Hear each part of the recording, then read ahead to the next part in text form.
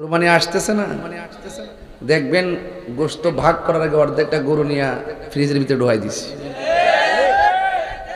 গরুর শরীরের মধ্যে চামড়া রাখতে বেঁচে লেগেছে। এটা হইল ওরে বাটফার,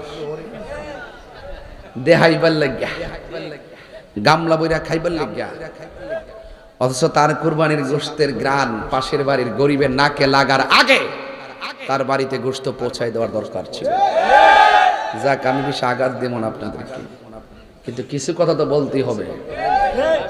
আমরা তাহিরিরা লাল চক্ষুকে ভয় পাই না। কথা কোন ঠিক না বেটি? এই জন্য যারা আসছেন আদব নিয়ে বসবেন, কথা পরিষ্কার। কে বেজার হবে, রাগ করবে, এই গলা টাইম নাই। আমরা আল্লাহ যাকে বেশি ভালোবাসে তারে বেশি বলে। আমার পুমকারার বেড়ায় আমার যুবক পোলাপাই আওয়াজ করে কোন রবকে পাইতে যাই আর যাবতীয় পরীক্ষা দিতে রাজি আছি না নাই? হাত তুলে বলে আছি না নাই? আমার যুবক ভাইয়েরা, শুধু মুখে বললে চলবে না, মাঠে প্রমাণ করতে হবে।